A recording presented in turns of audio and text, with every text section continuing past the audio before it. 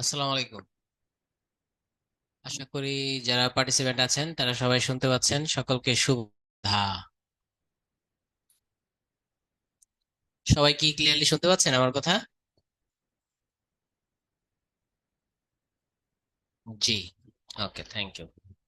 আসলে আমরা লেখাপড়া শুরু করি। আচ্ছা, প্রথমত বলি, আমি যদি কোনো কন্টেন্টকে সর্বোচ্চ 3 স্টার দিয়ে থাকি, তাহলে আজকের যে কন্টেন্ট সেই কন্টেন্ট পাবে মাত্র 1 স্টার।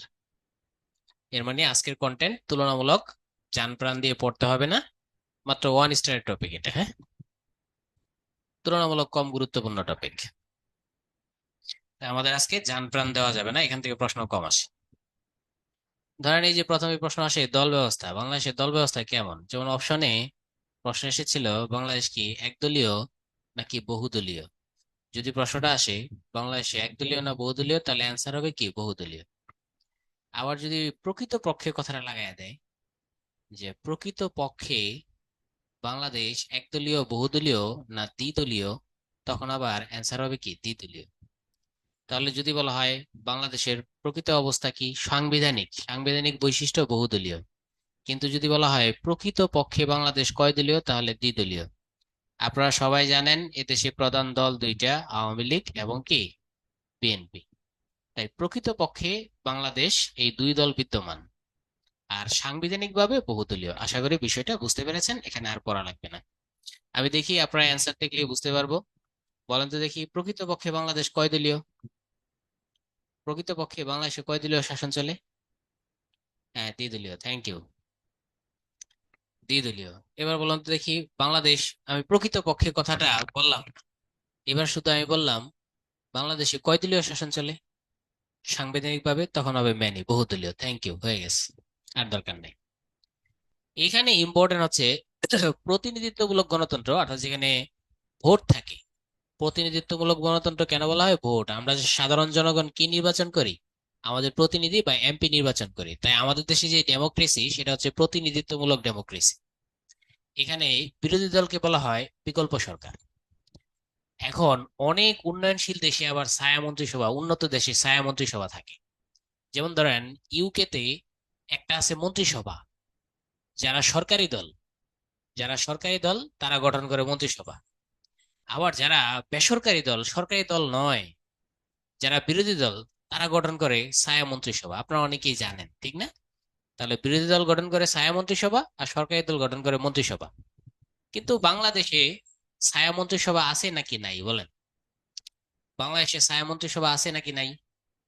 নাই। এই তো হয়ে গেছে, অ্যান্সার কারেক্ট। এবার বলেন ইউকে তে ছায়া মন্ত্রিসভা আছে নাকি নাই? ইউকে তে আছে। এই তো হয়ে গেছে, থ্যাংক ইউ। বিষয়টা বুঝাই দিই। যেমন ধরেন সরকারি দলের একজন মন্ত্রিসভা মন্ত্রী থাকবে, শিক্ষামন্ত্রী।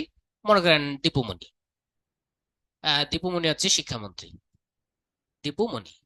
ঠিক আছে। এরপর আমরা দেখতে পাবো যদি বিএনপি এখন ক্ষমতায় থাকতো, উন্নত দেশে যেটা ঘটে, তাই বিএনপি কি করতো? এহসানুল হক মিলনকে অথবা ওসমান ফারুককে, বিএনপি সময় মন্ত্রী ছিলেন ওসমান ফারুক, অথবা ছিলেন এহসানুল হক মিলন প্রতিমন্ত্রী। আরেকটা মন্ত্রী থাকতো, সেটা হচ্ছে বিএনপির মন্ত্রী, বেসরকারি দলের মন্ত্রী। মিলনও একটা বাজেট তৈরি করতো, দীপুমনিও একটা বাজেট তৈরি করতো। দীপুমনিও বিভিন্ন আইডিয়া দিত শিক্ষার উন্নয়নের জন্য, মিলনও শিক্ষার উন্নয়নের জন্য আইডিয়া দিত। এতে করে বিএনপির থটস গুলো বেটার নাকি দীপুমনির থটস গুলো বেটার, এই বিষয়টা কিন্তু জানা যাইতো। মিলন একটা থিওরি দিত, দীপুমনি একটা থিওরি দিত। প্রচুর আমাদের দেশে বুদ্ধিজীবীরা আলোচনা করতো, তারপর যেটা থেকে যেটা বেটার বেশি এটাই রিসিভ করা হইতো। এটা উন্নত দেশে হয়, কিন্তু বাংলাদেশে হয় না। বাংলাদেশে কেন হয় না এটা কি জানা আছে আপনাদের? বাংলাদেশ ছায়া মন্ত্রিসভা দিলে কি দোষ, কি সমস্যা? বিএনপির মনে করেন এহসানুল হক মিলন না হয় কিছু থিওরি দিত, যে পাঠ্যক্রমটা এইভাবে না হয়ে এভাবে হওয়া উচিত, ওভাবে না হয়ে এইভাবে হওয়া উচিত। দীপু উনি বলতো না না, এই বিষয়গুলো পাঠ্যক্রমে থাকবে, এই বিষয়গুলো থাকবে না। বাংলাদেশে ছায়া মন্ত্রিসভা দেয় না, কারণ মাঝখানে যারা আছে একটু আলোচনা করে ভুল যে ধরিয়ে দিবে সরকারের, সেই ভুলেরও সুযোগ নাই। যারা বিএনপি কে পছন্দ করে এরা মিলনের খারাপ হইলেও বলবে মিলনই ভালো। যারা আওয়ামী লীগকে পছন্দ করে এরা দীপুমনি খারাপটা দিলেও বলবে দীপুমনিটাই উত্তম। যেহেতু বাংলাদেশের জনগণ এখনো সেই কালচারে আসে নাই যে বিরোধী দলের একটা বেটার জিনিস গ্রহণ করবে, অথবা সে আওয়ামী লীগ করুক বা না করুক সে সরকারি দলের বেটার জিনিস হলে পছন্দ করবে, এই জন্য বাংলাদেশে এই সিস্টেমটা নাই। তবে বাংলাদেশে বিকল্প সরকার বলা হয় কাকে? বিরোধী দলকে। এটা ইম্পর্টেন্ট, বিকল্প সরকার কাকে বলা হয়? বিরোধী দলকে। হ্যাঁ, আর উদ্ধৃতিটা পড়ে নিলেই হবে। হুম। এবার দেখি পারেন কিনা। বলেন তো দেখি, ছায়া মন্ত্রিসভা আসে কোন দেশে? ছায়া মন্ত্রিসভা ইউকেতে। গুড। আর বিকল্প সরকার আছে কোন দেশে? বিকল্প সরকার, হ্যাঁ বাংলাদেশে আছে বিকল্প সরকার। বাংলাদেশে, বাংলাদেশে বিরোধী দল আছে। বিরোধী দল মানে বিকল্প সরকার। বাংলাদেশে বিরোধী দল আছে। বর্তমানে বিরোধী দল কে বলেন তো? বিএনপি নাকি জাতীয় পার্টি? হ্যাঁ, বর্তমানে বিকল্প সরকার জাতীয় পার্টি। জাতীয় পার্টি হচ্ছে বর্তমানে বিকল্প সরকার। থ্যাংক ইউ, থ্যাংক ইউ, হয়ে গেছে। এরপর হচ্ছে গণপ্রতিনিধিত্ব অধ্যাদেশ। এটা হচ্ছে বর্তমানে সবচেয়ে চর্বিত চর্বণ, কারণ দেশ এখন নির্বাচনমুখী। তাই না? ধরেন আপনার একটা নির্বাচন পরিচালনার জন্য কতগুলো নিয়ম দরকার, ঠিক না? নির্বাচনটা কিভাবে পরিচালনা করবেন তার একটা নিয়ম তো দরকার। সেই নির্বাচন পরিচালনার যে আইন বা নিয়ম, সেটা কি বলা হয়? কি গণপ্রতিনিধিত্ব অধ্যাদেশ, সংক্ষেপে বলা হয় কি RPO, representation of the people's order. ঠিক আছে। এবার ধরেন একটা নির্বাচনে তারিখ ঘোষণা করতে হয়। এটা নির্বাচনে তারিখ ঘোষণা, কবে অনুষ্ঠিত হবে, কবে মনোনয়নপত্র ক্রয় করতে হবে, কতদিনের মধ্যে মনোনয়নপত্র জমা দিতে হবে, কতদিনের পত্র মনোনয়নপত্র যাচাই বাছাই করতে হবে, মনোনয়ন যাচাই বাছাই শেষে সেটা বৈধ মনোনয়নপত্র পাবলিশ করবে, পাবলিশ করার শেষে পরবর্তীতে আপনার যাদেরটা বাতিল হয়েছে তারা আবেদন করবে, আবেদন করার পর কতদিনের মধ্যে রায় হবে, কতদিনের মধ্যে প্রতীক বরাদ্দ দিবে, কতদিনের মধ্যে তাকে এই নির্বাচন সম্পূর্ণ করতে হবে, নির্বাচনে কারা কারা রিটার্নিং অফিসারের দায়িত্ব পালন করবে, নির্বাচনে কারা কারা সহকারী রিটার্নিং অফিসারের দায়িত্ব পালন করবে।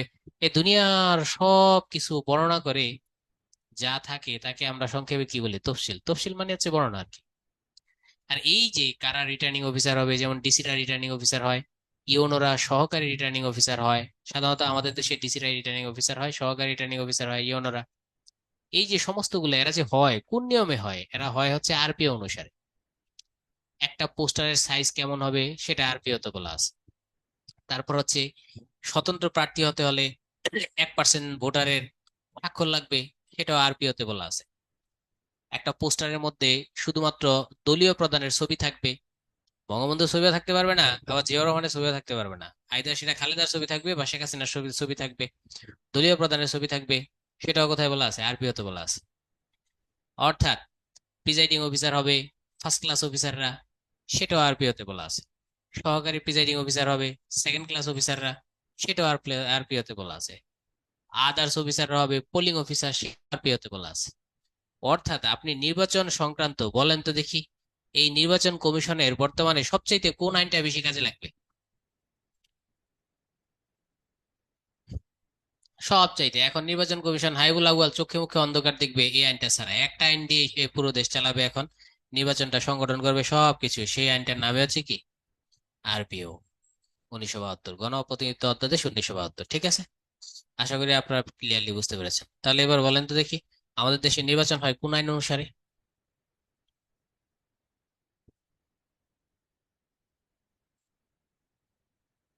আরপিও অনুসারে সকল কিছু, এখন যা আছে তা সব কিছু আরপিও, সব সব আরপিও। তাহলে আশা করি আপনার আরপিও কি বলা আছে বুঝতে পেরেছেন। হ্যাঁ, একজনে জিজ্ঞাসা করেছে রিটার্নিং, আচ্ছা আমি দেখি পারি কিনা। বলেন তো দেখি, এবছর আরপিও অনুসারে নির্বাচন কমিশন রিটার্নিং অফিসার হিসেবে কাকে দায়িত্ব দিয়েছে? এই দায়িত্বটা আসলে একটা নির্বাচন কমিশনারের।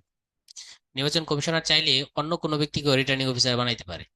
না, রিটার্নিং অফিসার হচ্ছে DC, DC, returning officer DC, returning officer DC. এবার বলেন সহকারী রিটার্নিং অফিসার কারা? সহকারী রিটার্নিং অফিসার কারা? ইউনরা। আচ্ছা, রিটার্নিং অফিসার কি অনেকে জানতে চেয়েছেন। রিটার্নিং অফিসার, রিটার্ন মানে হচ্ছে কি দাখিল করা। দেখেন আপনি মনোনয়নপত্র কিনবেন, কিনবেন কিন্তু দলের কাছ থেকে। মনোনয়নপত্র দাখিল করবেন কোথায়? এই রিটার্নিং অফিসারের কাছে। এর হচ্ছে আপনার প্রতীক বরাদ্দ দেবে কে? Returning officer. আপনার যত হিসাব নিকাশ আছে সব দাখিল করবেন কার কাছে? রিটার্নিং অফিসারের কাছে। আপনি প্রিজাইডিং অফিসার, এখানে একটা কেন্দ্র, একটা কেন্দ্র, একটা কেন্দ্র, এখানে অনেকগুলা কেন্দ্র, অনেকগুলা কেন্দ্রে আপনি প্রিজাইডিং অফিসার। আপনাকে গিয়ে কি করতে হবে? এই সমস্ত ফলাফল দিতে হবে কার কাছে? এই দাখিল করতে হবে রিটার্নিং অফিসারের কাছে। এই ব্যক্তি ফলাফল দিবে ডিসির কাছে, ডিসির কাছে, ডিসির কাছে, ডিসির কাছে, ডিসির কাছে। মূলত কেন্দ্রের ফলাফল গুলা মাঝে মাঝে ইওনোর কাছেও যায়, সহকারী রিটার্নিং অফিসার ইওনোর কাছে, পরে ইওনো গিয়ে আবার সবগুলা দেয় কার কাছে? ডিসির কাছে। যেহেতু সবকিছু তার কাছে দাখিল করা হয়, তাই তাকে বলা হয় রিটার্নিং অফিসার বা দাখিল অফিসার। আশা করি পুরো বিষয়টা আপনারা বুঝতে পেরেছেন। আচ্ছা, বাংলাদেশে প্রথম নির্বাচন হয়েছে 1973 সালে। যদি প্রথম নির্বাচন 73 সালে হয়, আমি আপনাদের কাছে জানতে চাই বঙ্গবন্ধুর আমলে এই প্রথম নির্বাচনটা হয়েছে কোন আইন অনুসারে বলেন? হ্যাঁ, আরপিও অনুসারে। এই জন্যই আমরা দেখতে পাই আরপিও কত সালে বলেন তো? যেহেতু নির্বাচন 1973, আরপিও নিশ্চয়ই 74 হতে পারবে না, তার আরপিওটা 1972 সালে। আশা করি এখন আপনার আরপিওটা বুঝতে পেরেছেন। তাহলে এখানে যা যা প্রশ্ন আসে সেটা আমরা একটু দাগিয়ে দেই। আরপিও কি? Representation of the people's order, এটা জাতীয় সংসদ নির্বাচনের প্রধান আইন আরপিও। ছোটখাটো অন্যান্য আইন আছে কিন্তু মূল আইন এটা। আরপিও কত হয়? 1972 সালে। এই পর্যন্ত কতবার সংশোধন হয়েছে? 17 বার সংশোধন হয়েছে, এটা মনে রাখলে হবে। এই পর্যন্ত 17 বার আরপিও সংশোধন হয়েছে। কারণ আরপিও সংশোধনের প্রয়োজন হয়। দেখেন, 1972 সালে যখন আরপিওটা হয়েছে তখন তার ইভিএম এর কথা উল্লেখ ছিল না। তাহলে নিশ্চয়ই ইভিএম এর বিষয়টা পরে ঢুকাইতে হয়েছে, তাই আরপিওটাকে সংশোধন করতে হয়েছে। আর আরপিও সংশোধন করে কে? নির্বাচন কমিশন। এটা কিন্তু বেশিরভাগ জিনিস সংশোধন করে মন্ত্রিপরিষদ, কিন্তু এটা সংশোধন করে নির্বাচন কমিশন। কিন্তু নির্বাচন কমিশন সংশোধন করার পর সেটা মন্ত্রিপরিষদ বিভাগের কি লাগবে? অনুমোদন লাগবে। বিধি অনুসারে আরপিওতে বলা আছে প্রত্যেকটা প্রত্যেকটা দলের কত পার্সেন্ট নারী হতে হবে? 33% নারী হতেই হবে, হতেই হবে। যদি 33% নারী না হয় তাহলে সেই দল মনোনয়ন পাবে না, সেই দল নির্বাচন কমিশনের কি হতে পারবে না? সদস্য হতে পারবে না। তাহলে জামাতে ইসলামেরও কিন্তু 33% নারী আছে। ইসলামী শাসনতন্ত্র আন্দোলন, তাদেরও কিন্তু 33% নারী আছে। সকলের 33% নারী আছে। এবার খুব আলোচিত ঘটনা, অনেক স্বতন্ত্র প্রার্থীর বাতিল পড়ে গেছে। আহ, তাদের একটা সাইন লাগে। আপনারা বলেন তো, স্বতন্ত্র প্রার্থীর মোট ভোটারের কত পার্সেন্টের স্বাক্ষর লাগে? এই অনেকে স্বাক্ষর জালিয়াতি করেছেন, এই জন্য 1%। হ্যাঁ, এটার কারণে কিন্তু অনেকের ইয়ে এবারে বাতিল হয়ে গেছে মনোনয়ন। আরপিওতে কি থার্ড জেন্ডারের কথা বলা আছে? এটা যেহেতু এখন থার্ড জেন্ডার তারাইতে পারে, তাহলে অবশ্যই তাদের কথা বলা থাকবে। ঠিক আছে, এখন তো সব জায়গায় থার্ড জেন্ডার স্বীকৃত।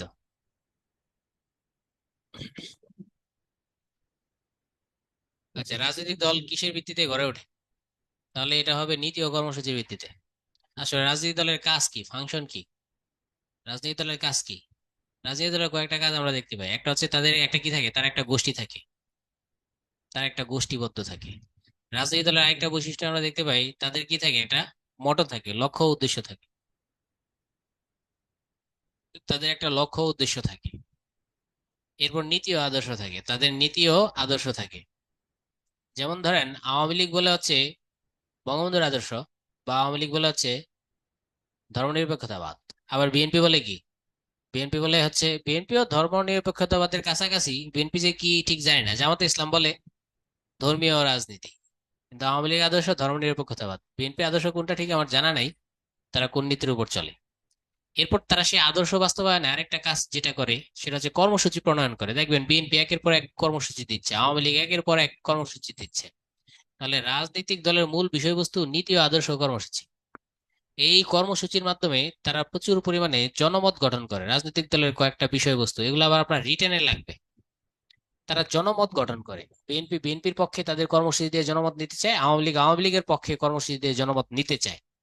জনমত গঠন করার পর তারা নির্বাচনে অংশগ্রহণ করে। নির্বাচনে অংশগ্রহণ করার পর রাজনৈতিক দলের কার্যাবলীর মধ্যে আমরা দেখতে পাই তারা পাশ করে, হয় তারা সরকারি দল গঠন করে, না হয় তারা বিরোধী দল গঠন করে। সরকারি দল মানে যদি পাশ করে, আর যদি সরকারি দল না হয় তাহলে সেই কোন দল হয়? বিরোধী দল হয়। এ হচ্ছে রাজনৈতিক দলের অনেকগুলা কার্যাবলী। কিন্তু রাজনৈতিক দলের অনেকগুলা ফাংশনের মধ্যে সবচেয়ে তাদের প্রধান ফাংশন নীতি আদর্শ ঠিক করা, আর হচ্ছে কি কর্মসূচি, বিভিন্ন কর্মসূচি প্রণয়ন করা। এ হচ্ছে তাদের মূল ফাংশন। তাহলে একটা রাজনৈতিক দল কৃষি ভিত্তিতে গড়ে উঠবে কতগুলা নীতি। যেমন জিয়াউর রহমানের নীতি ছিল, জিয়াউর রহমান নীতিতে বিএনপি গড়ে উঠেছে, বঙ্গবন্ধুর নীতিতে আওয়ামী লীগ গড়ে উঠেছে। নীতি ও আদর্শ আর কর্মসূচি।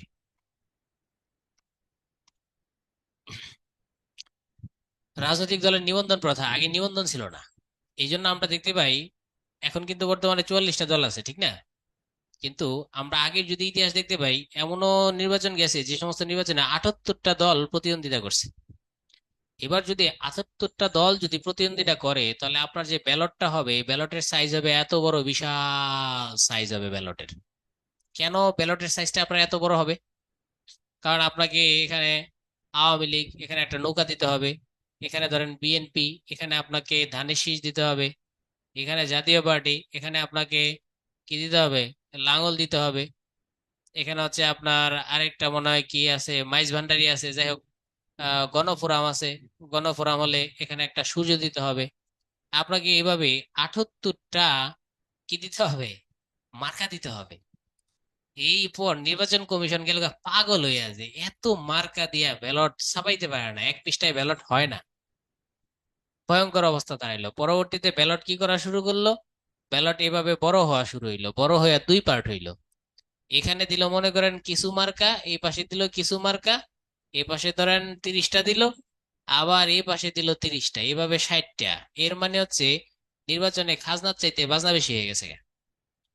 এত মারাত্মক, এত ব্যালট হওয়ার করার কারণে ব্যাপক সমস্যা হইলো। অথচ কিন্তু দল ধরতে গেলে এদেশে মাত্র কয়েকটা, একটা হচ্ছে আওয়ামী লীগ, বিএনপি, জাতীয় পার্টি, এরপর হচ্ছে আপনার জামাতে ইসলামী, এরপর আর দুই একটা দল আমরা গণফোরাম দেখতে পাই, ডক্টর ইয়ের গণফোরাম, আলোচিত দল যেগুলো আর কি, গণফোরাম আছে, জাসদ আছে, এরপর হচ্ছে আপনার রাশেদ খান মেননের দল আছে, একটা বাসদ আছে, ওয়ার্কার্স পার্টি রাশেদ খান মেননের। এই কয়েকটা 10-12টা দল হচ্ছে দেশে পরিচিত, সর্বোচ্চ 15টা দল দেশে পরিচিত। অথচ আপনার ব্যালটটা এত বড় করতে হয়। এই জন্য যখন তত্ত্বাবধায়ক সরকার আসলো, সবচেয়ে বেশি 2008 সালে যে নির্বাচনটা হইলো, এই নির্বাচনের আগে সবচেয়ে বেশি ইয়ে হয়েছে, আইন পরিবর্তন হয়েছে।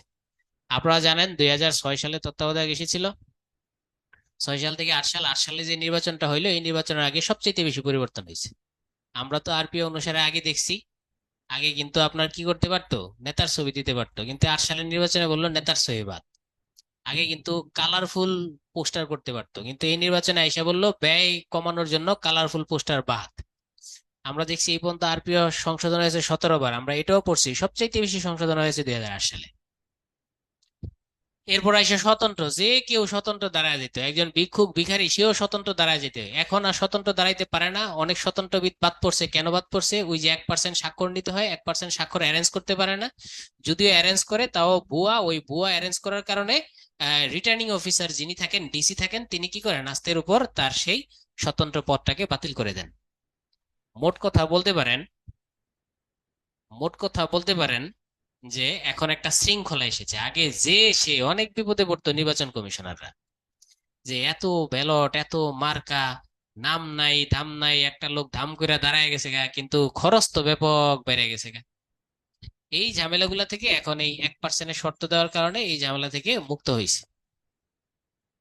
আর 2008 সালে এই শর্ত দেওয়া হয়েছিল যে 33% নারী কি করতে হবে, থাকতে হবে, আদারওয়াইজ তাকে নিবন্ধন দেওয়া যাবে না। তাহলে আমরা দেখতে পাচ্ছি বর্তমানে নিবন্ধিত দলসংখ্যা কয়টি, 44টি, এটা পড়তে হবে। এই পর্যন্ত নিবন্ধন বাতিল হয়েছে 5টি। এটা হচ্ছে ফ্রিডম পার্টি, এটা হচ্ছে খুনিদের পার্টি, বঙ্গবন্ধু যারা খুনি তাদের পার্টি ফ্রিডম, এটা তো জানে নেই। আর হচ্ছে জামাতে ইসলামের পার্টি, এটা তো জানে নেই। এটা কেন? ও, যুদ্ধাপরাধের কারণে এটা বাতিল হয়েছে, তারা পাকিস্তানপন্থী, পাকিস্তানের প্রতি ভালোবাসা বেশি। যুদ্ধাপরাধের কারণে এটা কি হয়েছে, বাতিল হয়েছে। এরপর ঐক্যবদ্ধ নাগরিক আন্দোলন, এটারে আমি আজও চিনি না।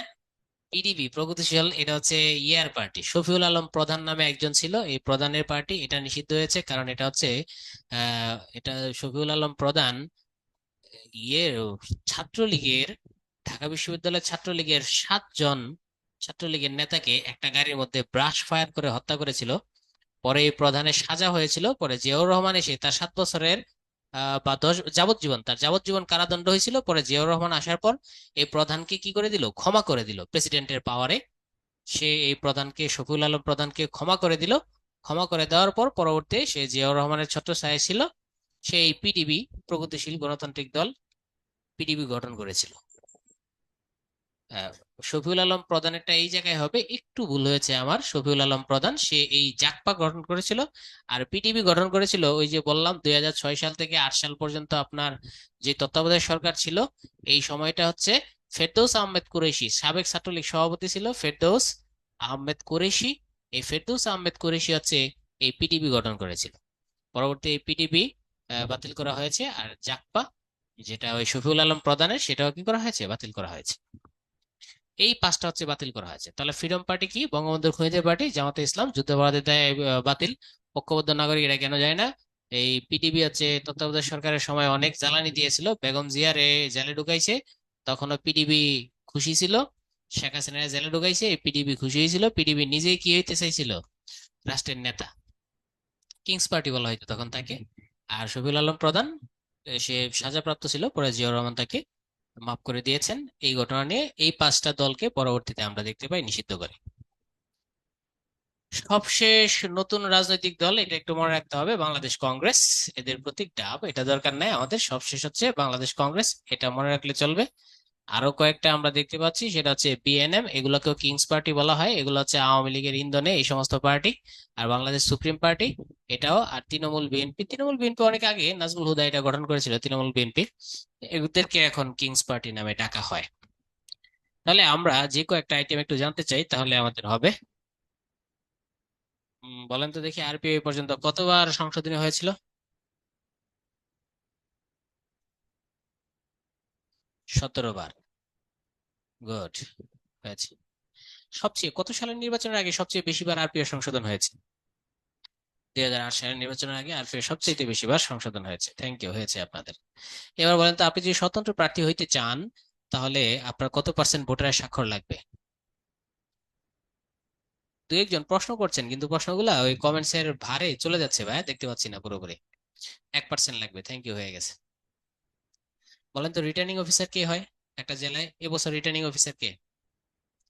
ডিসি, কারণ তার কাছে সবকিছু দাখিল করতে হয়, তাই তিনি রিটার্নিং অফিসার। আর সহকারী রিটার্নিং অফিসার কারা কারা হয়? ইউনো হয়, এই তো, হয়ে গেছে। তাহলে আপনি বুঝতেই পারছেন, আপনার যদি ক্যাডার হন, আপনি যদি অ্যাডমিন ক্যাডার হন, ম্যাজিস্ট্রেট হন, তাহলে আপনাকে এই নির্বাচন আইনটা প্রচুর পরিমাণে জানতে হবে। ও, এই পর্যন্ত এখন দল আছে কয়টা বলেন তো? বাংলাদেশে এখন দল আছে কয়টা? 44টা। সবশেষ বাংলাদেশ কংগ্রেস। বাংলাদেশ কংগ্রেসের প্রতীকের নাম কি? ডাব। হুম, আচ্ছা। এখন আমরা দেখি আওয়ামী লীগ থেকে কোন জাতীয় প্রশ্ন আসে, সেগুলো আমরা আজকে আমাদের কন্টেন্ট সহজ আছে, সমস্যা নাই। বাংলাদেশ আওয়ামী লীগ প্রতীকের নাম কি? নৌকা। 1954 সালে যুক্ত ফ্রন্টের সময় থেকেই তারা নৌকা। আর এটা দিয়ে দেই, যুক্ত ফ্রন্টের প্রতীকও ছিল নৌকা। আর একটা হচ্ছে মুসলিম লীগ, কিন্তু মুসলিম লীগের প্রতীক কি ছিল কেউ কি জানেন? এটা পরীক্ষায় আসে, যদি এখানে নাই, তারপর এটা প্রাসঙ্গিক। Hurricane, hurricane. একজন দিয়েছেন সোয়ার্ড, হারিকেন। থ্যাংক ইউ, আপনারা সবাই জানেন দেখা যায়, ধন্যবাদ। আর যুক্তফ্রন্ট নির্বাচনে নৌকা জিতে যায়, হারিকেন হেরে যায়, তাই একটা প্রবাদ এসেছে, গোয়ায় বাঁশ কান্দে হারিকেন। বাঁশ মানে হচ্ছে লগি, বাঁশ দ্বারা লগি বোঝানো হয়েছে, গোয়ায় বাঁশ কান্দে হারিকেন। এই একটা কথা এসেছে, একটু খারাপ মনে হইলেও মাইন্ড করেন না। আর এটা পরীক্ষায় আসে, আওয়ামী লীগ প্রতিষ্ঠা হয়েছে কত? 23 জন 1949 সালে রোজ গার্ডেনে। আপনারা জানেন রোজ গার্ডেন কোথায় অবস্থিত? রোজ গার্ডেনটা হচ্ছে টিকাটুলি অবস্থিত। এটাকে কি বলবো, যারা পরীক্ষা টরীক্ষা দেন তারা চিনতে পারেন। এই কি জানো, সেন্ট্রাল উইমেন্স গার্লস কলেজ, এটাও আপনারা চিনতে পারেন। অথবা কামরুন্নেসা গার্লস স্কুল, এটাও আপনারা চিনতে পারেন। ওই Kamrunnesa girls school, central women's girls college, এদিক দিয়ে ওই ভবনটা, রোজ গার্ডেনটা। অথবা আপনারা যারা তাও চিনেন না, তারা টিকাটুলি ভালো চিনেন না, তারা চিনতে পারবেন রোজ গার্ডেনটা হচ্ছে আপনার ওই রাজধানী সুপার মার্কেট, ওই সাইডটা দিয়ে আর কি। রাজধানী সুপার মার্কেট হয়তো বা অনেকেই চিনবেন। তাও যদি চিনতে না পারেন, তাহলে যারা প্রেমিক প্রেমিকা আছেন, বলদা গার্ডেন চিনেন কে কে বলেন? ওই বলদা গার্ডেন যে এলাকা, ওই এলাকা থেকে রোজ গার্ডেনে হেঁটে যেতে 10 মিনিট লাগে। বলদা গার্ডেন হয়তো অনেকে চিনতে পারেন। যাই হোক, এবার আমরা চলে আসি।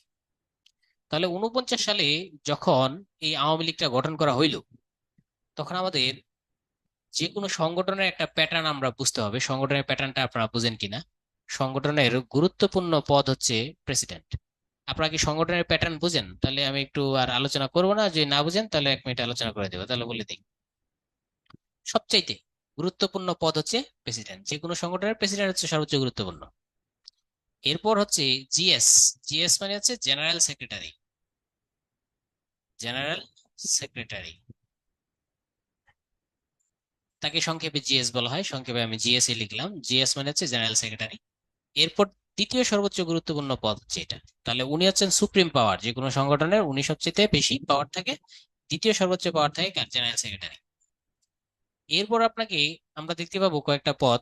সেটা হচ্ছে প্রেসিডেন্টের পর যারা থাকে তাদেরকে বলা হয় সহসভাপতি বা ভাইস প্রেসিডেন্ট। ভাইস প্রেসিডেন্ট আর বাংলায় বললে বলা হয় সহসভাপতি। ভাইস প্রেসিডেন্ট একজন থাকে, ভাইস প্রেসিডেন্ট অনেক থাকে। আরো ধরেন একজন ভাইস প্রেসিডেন্ট, আমি সংক্ষেপে ভাইস প্রেসিডেন্টকে ছোট করে লিখি ভিপি। ভিপি মানে ভাইস প্রেসিডেন্ট। তিন চার ভিপি। ভিপি নূর সেও কিন্তু ভাইস প্রেসিডেন্ট ছিল। তাহলে প্রেসিডেন্ট কে ছিল? প্রেসিডেন্ট থাকে হচ্ছে বিশ্ববিদ্যালয়ের উপাচার্য। ডাকসুর প্রেসিডেন্ট হচ্ছে বিশ্ববিদ্যালয়ের উপাচার্য, আর ভিপি নূর ছিল ভাইস প্রেসিডেন্ট। এইভাবে আরো একজন ভাইস প্রেসিডেন্ট, অনেক ভাইস প্রেসিডেন্ট থাকে। ঠিক আছে। এবার জেনারেল সেক্রেটারির নিচে থাকে হচ্ছে জয়েন্ট সেক্রেটারি। তাকে বলা হয় জয়েন্ট সেক্রেটারি। বাংলায় বলা হয় হচ্ছে, বাংলায় বলা হয় যুগ্ম সম্পাদক। অনেকে আবার যুগ্ম সাধারণ সম্পাদকও বলে। সাধারণত এটার মূল নাম হচ্ছে যুগ্ম সম্পাদক। তবে এই পোস্ট গুলো ইম্পর্টেন্ট। এরকম জয়েন্ট সেক্রেটারি 3 4 5 6 এরকম থাকতে পারে। জেএস আমি দিলাম, আরো অনেক জেএস থাকে। জেএস 5 6 জন 7 8 জন এরকম থাকে। এরপর সংগঠনের গুরুত্বপূর্ণ পদ থাকে। হ্যাঁ, ডাকসুতে ভিপি থাকে একজন, ডাকসুটা একটু ব্যতিক্রম।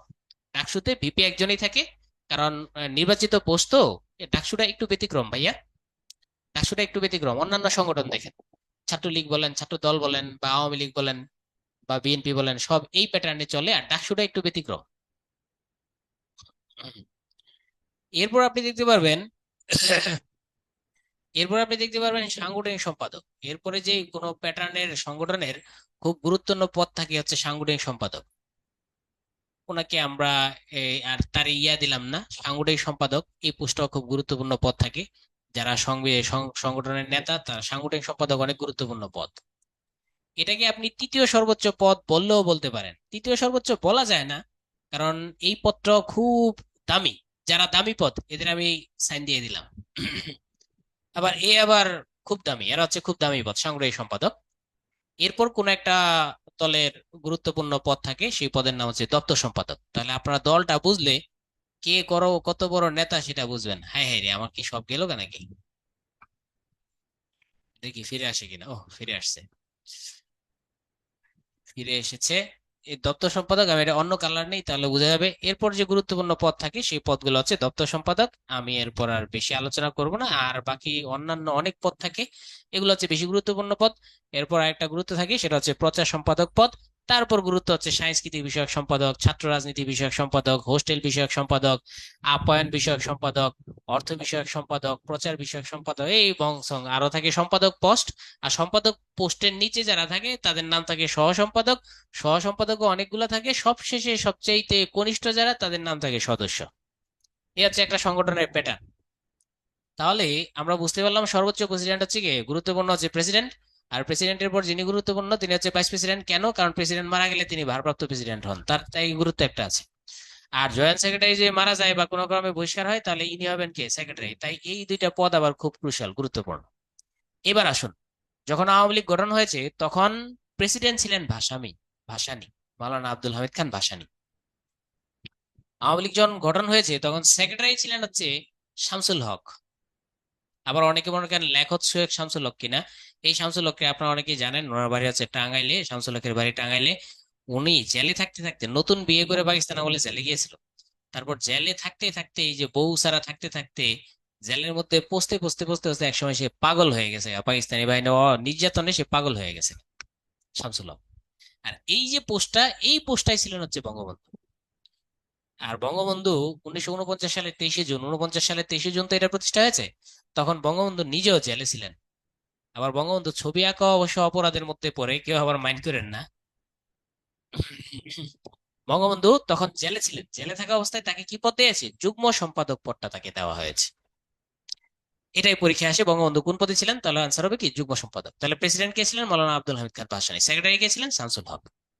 এরপর আমরা কিছু ভাইস প্রেসিডেন্ট দেখতে পাই। আতাউর রহমান খান ভাইস প্রেসিডেন্ট ছিল, খন্দকার মোস্তাক এটার নেতৃত্বে ছিল। আমরা অতগুলো আর আলোচনা করব না, এই কয়টাই আমরা বেশি যা পরীক্ষা আসে তা ইম্পর্টেন্ট। তাহলে প্রথম সভাপতি মাওলানা আব্দুল হামিদ ভাসানী, সম্পাদক এ হচ্ছে প্রথম যুগ্ম সম্পাদক কে ছিল? বঙ্গবন্ধু শেখ মুজিবুর রহমান। প্রতিষ্ঠাকালীন নাম ছিল এটা, আর এটা খুবই ইম্পর্টেন্ট। অসাম্প্রদায়িক হয়ে গেছে এটা কত সালে? 1955 সালে অসাম্প্রদায়িক হয়েছে। আর আমাদের লাগবে না আশা করি সংবিধানের প্যাটার্ন ইয়ার সংগঠনের। হ্যাঁ, আমি দুলাল ভাইয়া ভাইয়া। আমি দুলাল ভাইয়া। দপ্তর সম্পাদকের কাজ হচ্ছে সমস্ত দপ্তরগুলা দেখানো, তার যত কাগজপত্র নথি টথি আছে, একটা হিসেব থাকে না, সমস্ত নথিপতি, কাকে বহিষ্কার করা হইলো, কাকে পদ দেওয়া হইলো, কাকে বহিষ্কার করা হবে, বিভিন্ন কমিটি করা হবে বিভিন্ন জেলায় জেলায় উপজেলায়, এগুলো সব কাগজপত্র থাকে যার হাতে, তিনি হচ্ছেন দপ্তর সম্পাদক, যিনি দপ্তর সামলান, যিনি অফিস সামলান, এটাকে ইংলিশে বলা হয় অফিস সেক্রেটারি। যিনি অফিস সামলান তিনি দপ্তর সম্পাদক। তাহলে এবার দেখি আপনারা পারেন কিনা, বলেন আওয়ামী লীগের প্রথম সভাপতি কে?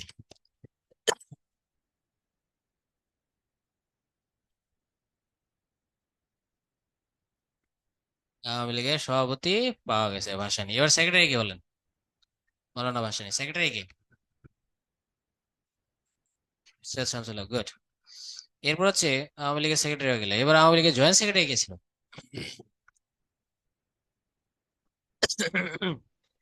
সাংগঠনিক সম্পাদক অনেক গুরুত্বপূর্ণ।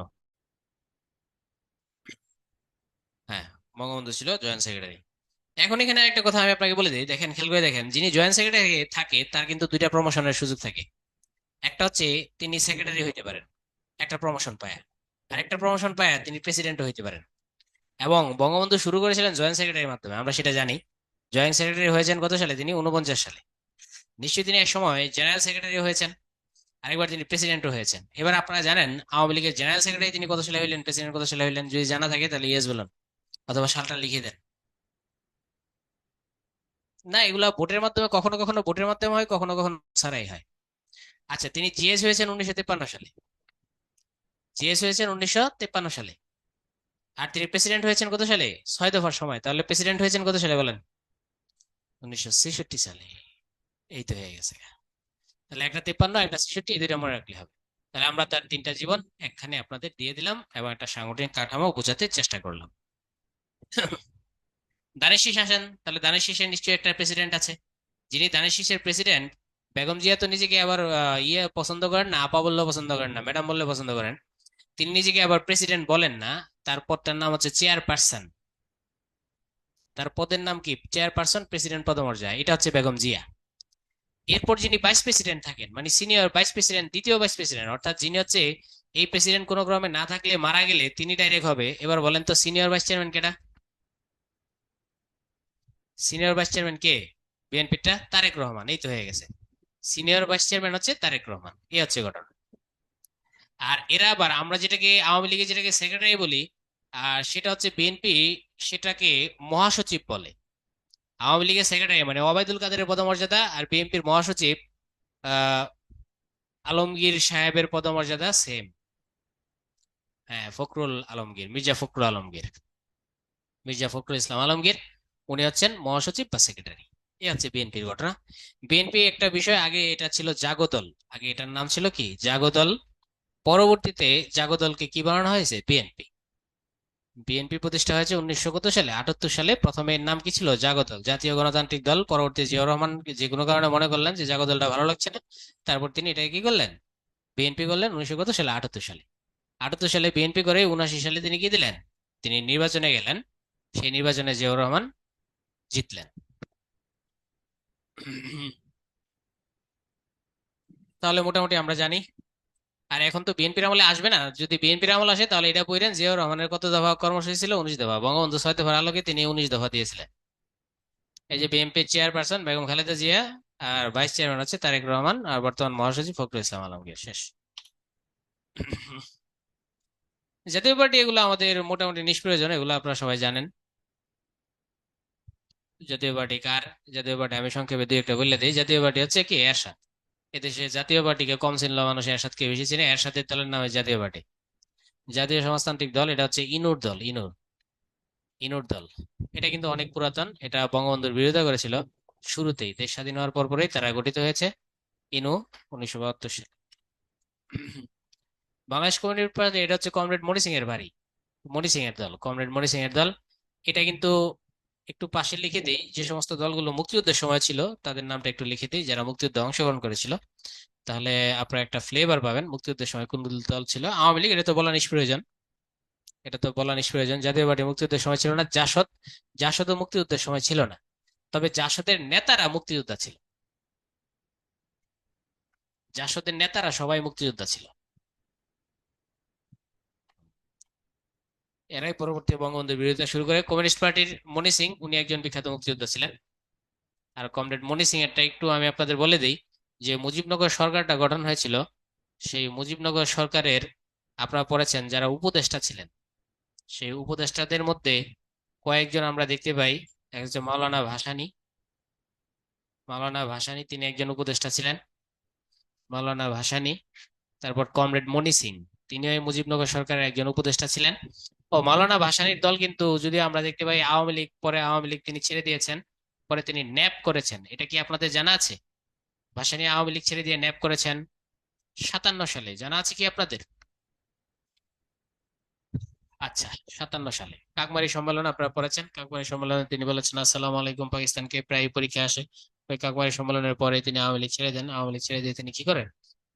ন্যাপ গঠন করেন। ন্যাপ এখনো আছে, এখনো ন্যাপ আছে। তাহলে ন্যাপ ভাষা নিয়ে আপনারা দুইটা কথা শুনবেন, একটা পড়বেন ন্যাপ ভাসানী, আর একটা পড়বেন হচ্ছে ন্যাপ মুজাফফর। ন্যাপ মুজাফফর, এই যে দেখেন কমরেড মনি সিং এর পাশাপাশি এই যে মুজাফফর আহমদ চৌধুরী, এই মুজাফফর উনিও কিন্তু মুজিবনগরের উপদেষ্টা ছিলেন।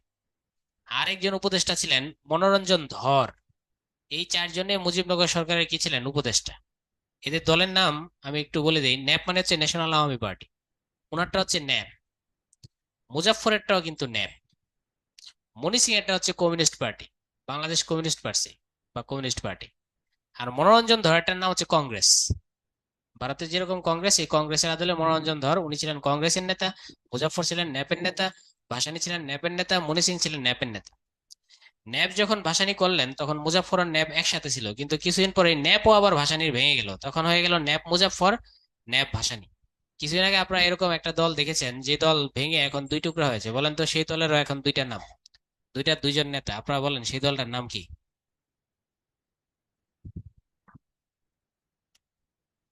না, সেই দল হচ্ছে, না হয় নাই, সেই দলটা হচ্ছে নুরার দল। নুরার দলের নাম কি? গণ অধিকার পরিষদ। এই গণ অধিকার পরিষদে এখন দুইটা পার্ট, দুইটা ইয়ে আছে, কমিটি আছে। গণ অধিকার পরিষদে দুইটা committee.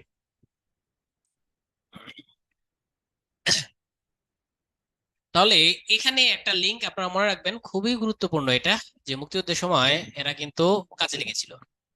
Bhasani NAP, Muzaffar NAP, comrade Moni Singh NAP, Manoranjan Dhar Congress, আর মনি সিং হচ্ছে CP communist party, CPB Bangladesh communist party, বিটা পরে থাকে আর কি।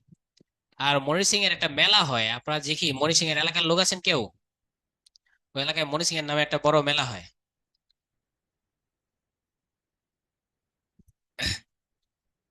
জানা আছে কারো? আচ্ছা, এখানে বোধহয় নাই। একজন বলেছেন আবির হোসেন, সুন্দর একটা প্রশ্ন।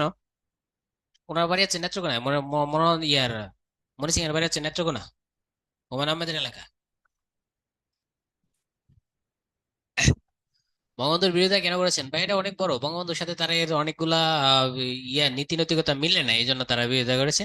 আমি সংক্ষেপে যদি বলি, তারা বঙ্গবন্ধু যেমন ধরেন ডেমোক্রেসি নিয়েছেন, তারা ডেমোক্রেসি পছন্দ করেন নাই, তারা চেয়েছিলেন পুরাটাই সোশ্যালিজম রাশিয়ার মতো। যেমন বঙ্গবন্ধু কিন্তু ইউএস এর ডেমোক্রেসি বা ইউকে ডেমোক্রেসি ফলো করেছেন, তারা বলেছেন যে না, রাশিয়ার স্টাইল ফলো করতে হবে। এই তন্ত্র মন্ত্র নিয়ে প্রথম লাগা লাগছে। এরপর পাকিস্তান থেকে যে সমস্ত বাঙালি অফিসাররা ফেরত এসেছেন, যারা যে সরকারি চাকরিতে অভিজ্ঞতা আছে, বাংলাদেশে তো তখন সিভিল সার্ভিস বলে কিছু ছিল না, তখন তো বিসিএস ছিল না, বিসিএস ক্যাডারও ছিল না, কিছুই ছিল না। তখন এই পাকিস্তান থেকে যে সমস্ত অফিসাররা আটকা পড়ে বাংলাদেশে ফিরে এসেছিলেন, বঙ্গবন্ধু তাদেরকে সরকার চালানোর জন্য চাকরিতে জয়েন দিয়েছিলেন। কিন্তু জাসদের কথা ছিল, এদেরকে জয়েন দিলেন কেন? এদের বেশিরভাগই রাজাকার। জাসদের কথা ছিল এদের বেশিরভাগই রাজাকার, পাকিস্তানকে ভালোবেসে পাকিস্তান থেকে গেছিলেন, তাদেরকে রাখা যাবে না। এই দুইটা মূলত সবচেয়ে বেশি লাগছে এই তন্ত্র মন্ত্র নিয়ে। আর এরপর লাগছে হচ্ছে এই সরকারি চাকরিজীবীতে কাদের ঠাঁই দেওয়া হবে, কাদের ঠাঁই দেওয়া হবে না, কেন পাকিস্তান ফেরতদেরকে আপনি অফিসার হিসেবে নিয়োগ দিলেন, এইসব নিয়ে বঙ্গবন্ধুর সাথে তাদের প্রথম লেগেছে। আচ্ছা, বাংলাদেশ জামাতে ইসলামী সংক্ষেপে এই দলটার আগে তো এটা জামাতে ইসলামী ছিল, জামাতে ইসলামীর নাম জামাতে ইসলামী ছিল, অনেক আগে প্রতিষ্ঠিত, দেখতেই পাচ্ছেন 1941 সালে। এটা থেকে আমারই কিছু আসবে না, আসবে এটা নিষিদ্ধ একটি সংগঠন এটাই। তবে জামাতে ইসলামের নাম জামাতে ইসলামী এখনো আছে, তবে শিবিরের নাম চেঞ্জ হয়েছে। মুক্তিযুদ্ধের সময় শিবিরের নাম ছিল হচ্ছে ইসলামী ছাত্র সংঘ। ইসলামী ছাত্র সংঘ, পরবর্তীতে এটার নাম চেঞ্জ করে ইসলামী ছাত্র শিবির রাখা হয়েছে। এই ছাত্র সংঘ যারা করত তারাই ছিল আল বদর। যারা বদরের বাহিনী গঠন করেছিল আল বদর, তারা মূলত সব ছিল ইসলামী ছাত্র সংঘের। পরবর্তী এটা বিতর্কিত হয়ে যাওয়ার পর মুক্তিযুদ্ধের পরে ছাত্র সংঘ নাম চেঞ্জ করে তারা ছাত্র শিবির রেখেছে। এটা বাই বাই, বাই বাই কাজে লাগবে, এখন কাজে লাগবে না, পিলিতে এটা কাজে লাগবে না, বাই বাই কাজে লাগবে।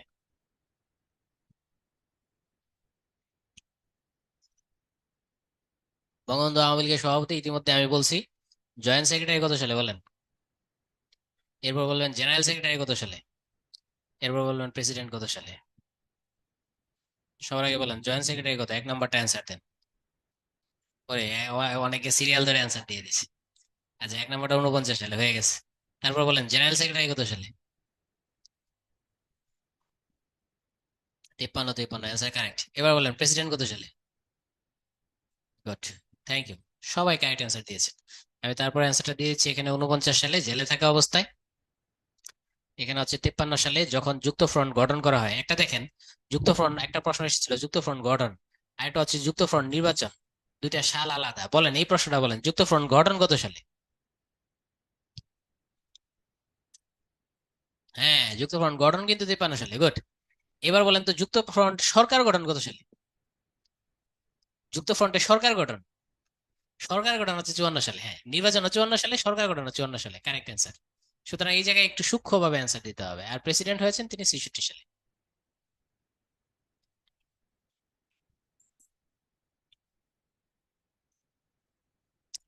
চাপ সৃষ্টিকারী গোষ্ঠী, চাপ সৃষ্টিকারী যারা সরকারকে চাপ দেয় তারাই চাপ সৃষ্টিকারী গোষ্ঠী। এখন দেখেন তো সরকারকে কারা চাপ দেয়? যারা ব্যবসায়ী, এরা ট্যাক্স আইলে বলে ট্যাক্স বাড়ানো যাবে না, ট্যাক্স বাড়ানো যাবে না, ট্যাক্স বাড়ানো যাবে না। ব্যবসায়ীদের উপর কি করতে হবে? ট্যাক্স এক্সামশন, ট্যাক্স মকুব করতে হবে, কর অব্যাহতি দিতে হবে। গার্মেন্ট শিল্প বাঁচবে না, বাঁচবে না, বাঁচবে না, বংশং। এই ব্যবসায়ীরা একটা চাপ সৃষ্টিকারী গোষ্ঠী, অল টাইম চাপ দেয়। বদিউল আলম সুজন, তিনি কি চালান? সুশীল সমাজ। তাহলে সুশীল সমাজ অল টাইম সরকারকে কি দেয়? চাপ দেয়। সুশীল সমাজ অল টাইম সরকারকে চাপ দেয়। এরপর দেখবেন যখন এই নির্বাচন আসে, দেখবেন সরকারি অফিসাররা কি করে? সরকারি অফিসাররা মিটিং মিছিল করে, বেতন বাড়াতে হবে, ভাড়া বাড়াতে হবে, বাড়ি ভাড়া বাড়াতে হবে, চলা যাচ্ছে না, খাওয়া যাচ্ছে না। তাহলে সরকারি অফিসারও সরকারকে চাপ দেয়, তাহলে সেও চাপ সৃষ্টিকারী গোষ্ঠী। সরকারি অফিসারও কি একটা চাপ সৃষ্টিকারী গোষ্ঠী। এরপর কারা চাপ দেয়? এই যে বিদেশিরা, এই যে পিটার হাস, সেও কিন্তু চাপ দিচ্ছে, তাহলে সেও একটা চাপ সৃষ্টিকারী গোষ্ঠী। চাপ সৃষ্টিকারী গোষ্ঠী অর্থাৎ একটা সরকারের উপর যারা যারা চাপ দেয় তারাই কিন্তু সবাই চাপ সৃষ্টিকারী গোষ্ঠী। এরপর যখন এই বাজেট আসবে তখন বলবে, আর্মি বলবে আমাদের বাজেট বাড়ায় দেন, আমাদের বাজেট বাড়ায় দেন, তাহলে আর্মি একটা চাপ সৃষ্টিকারী গোষ্ঠী। যখন এই নির্বাচন আসবে পুলিশ বলবে, পুলিশ বলবে যে আমাদের ইয়া বাড়ায় দেন, এই সুবিধা এই সুবিধা দেন, তাহলে সেটা একটা চাপ সৃষ্টিকারী গোষ্ঠী। নির্বাচন আসলেই অ্যাডমিন ক্যাডাররা বলবে যে আমাদের নির্বাচনের দায়িত্ব বাড়ানোর জন্য গাড়ি লাগবে, গাড়ি লাগবে, তখন গাড়ি কিনা দেয়, এটা একটা চাপ সৃষ্টিকারী গোষ্ঠী। বুঝতে পারছেন? এটা একটা চাপ সৃষ্টিকারী গোষ্ঠী। অ্যাডমিন ক্যাডাররাও বলবে প্রমোশন লাগবে, প্রমোশন লাগবে, নির্বাচন আসলেই, তাহলে সেও প্রমোশন দিবে, তাহলে এটা একটা চাপ সৃষ্টিকারী গোষ্ঠী। ওভারঅল আপনি যাদেরকে দেখবেন মোটামুটি সবাই কিন্তু চাপ সৃষ্টিকারী গোষ্ঠী। চাপটা কেউ কেউ দুই ভাবে দিতে পারে, তিন চার ভাবে দিতে পারে। কেউ স্বতঃস্ফূর্ত ভাবে চাপ দেয়, কেউ সংগঠন ভিত্তিক, যেমন ধরেন বিজিএমইএ, বিজিএমইএ সে সংগঠন ভিত্তিক চাপ সৃষ্টিকারী গোষ্ঠী দিতে পারে। পিকেএমইএ, এগুলা সংগঠন তৈরি করে সরকারকে কি দেয়? চাপ দেয়। এগুলো হচ্ছে সংগঠন ভিত্তিক চাপ সৃষ্টিকারী গোষ্ঠী। আবার সংগঠনহীন কিছু স্বার্থ গোষ্ঠী আছে, যেমন ধরেন কিছু সুশীল সমাজের লোক আছে যারা সংগঠন নাই কিন্তু স্বার্থ আছে। প্রাতিষ্ঠানিক স্বার্থ গোষ্ঠী, যেমন ধরেন হঠাৎ করে ঢাকা বিশ্ববিদ্যালয় বললো আমার এত কোটি টাকা দরকার, একটা চাপ দিয়ে দিল। আবার প্রতিষ্ঠান, আর্মিও কিন্তু একটা প্রতিষ্ঠান, তো প্রতিষ্ঠান আর্মি বললো আমার এত কোটি টাকা বাজেট দরকার, সে একটা চাপ দিয়ে দিল। তাহলে এইভাবে চাপ সৃষ্টিকারী গোষ্ঠীকে মোট কয় ভাগে ভাগ করা যায়? চার ভাগে ভাগ করা যায়। অর্থাৎ যারা সরকারকে চাপ দেয় তারাই চাপ সৃষ্টিকারী গোষ্ঠী। আমরা দেখি চাপ সৃষ্টিকারী গোষ্ঠী কি কি, এই যে সুজন, যেটা বদিউল আলম, যেটা সভাপতি সুজন, সচেতন নাগরিক, তারা চাপ দেয়। বাংলাদেশ মহিলা সমিতি মেয়েদের উন্নয়নের জন্য, মেয়েদের অনুকূলে অনেক আইন তৈরি করার জন্য চাপ দেয়। বিশ্ব ব্যাংক শুধুমাত্র পলিসি, বিশ্ব ব্যাংক শুধু বলে কৃষিক্ষেত্রে যে 17,000 কোটি টাকা আছে ভর্তুকি দেওয়া যাবে না, কৃষিক্ষেত্রে ভর্তুকি দেওয়া যাবে না। তারা বলে বিদ্যুতে ভর্তুকি দেওয়া যাবে না, সারে ভর্তুকি দেওয়া যাবে না, চাপ দেয়। তারপর বিসিএস এর সিলেবাসে সুশাসন ইনক্লুড করতে হবে, চাপ দেয়। তারপর তারা বলে সুশাসন ইউকে তে বেশি আছে, সুশাসন ইউএসএ বেশি আছে, এগুলো আপনাদের বইয়ে লিখতে হবে, তারা চাপ দেয়। আইএমএফ ও বলে ভর্তুকি দেওয়া যাবে না কৃষিতে, আইএমএফ চাপ দেয়। তারপর বলে যে প্রবাসীদের যে রেমিটেন্স আছে, রেমিটেন্সে যে 5% প্রণোদনা দিচ্ছে, প্রণোদনা দেওয়া যাবে না, আইএমএফ এখানেও চাপ দেয়। তাহলে এরা খালি চাপ দেয়। এরপর মার্কেটকে সংরক্ষণ করা যাবে না, বিদেশি পণ্য ঢুকাতে হবে, আমেরিকান পণ্য ইচ্ছে মতো ঢুকাতে হবে, চাপ দেয়। ইউকের পণ্য, ইউরোপের পণ্য ঢুকাতে হবে, চাপ দেয়। বিশ্বব্যাংকে বলে আপনাকে ইউকে, ইউএসএ, আমেরিকার পণ্য, সমগ্র পৃথিবীর পণ্য আপনাকে নিতে হবে, চাপ দেয়। টিআইবি, ট্রান্সপারেন্সি ইন্টারন্যাশনাল বাংলাদেশ, টিআইবির প্রধানের নাম যেন কি আছে আমি ভুলে গেলাম। টিআইবির প্রধানের নাম কি, অনেকেই চিনবেন। হ্যাঁ, ইফতেখারুজ্জামান, থ্যাংক ইউ। এই ইফতেখারুজ্জামান সেও চাপ দেয়। ব্লাস্ট ব্লাস্ট চাপ দেয়, বেলা চাপ দেয়। বেলার চাপটা একটু কমই, বেলাটা আবার পরীক্ষা আসে। বেলা যেহেতু এনভায়রনমেন্ট নিয়ে কাজ করে, বেলা হচ্ছে আইনজীবীদের একটি প্রতিষ্ঠান যারা এনভায়রনমেন্ট নিয়ে কাজ করে, আর বর্তমানে সারা পৃথিবীতে এনভায়রনমেন্ট একটা আলোচিত, তাই বেলাটা পরীক্ষা আসে।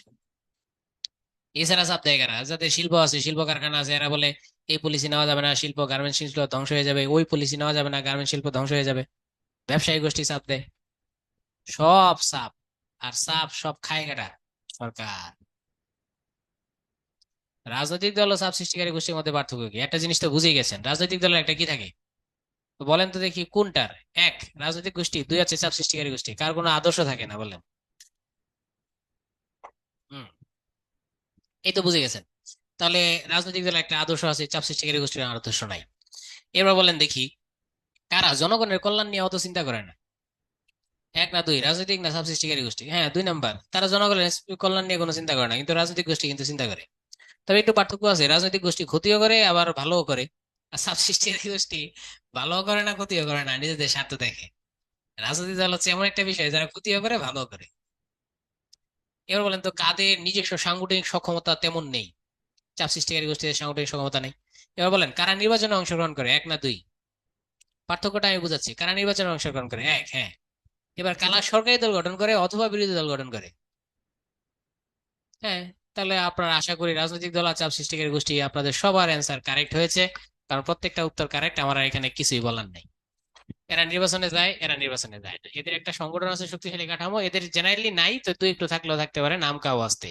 এরা জাতীয় কল্যাণের জন্য জনমত গঠনের চেষ্টা করে, এরা জনমতের ধারেও নাই। এদের একটা আদর্শ থাকে, সেটা জিয়াউর রহমানের আদর্শ হোক বা বঙ্গবন্ধুর আদর্শ হোক বা ইসলামী আদর্শ হোক, এদের একটা আদর্শ থাকে। এদের আসলে আদর্শ বলে কিছু নাই, এদের মধ্যে শুধু স্বার্থ থাকে।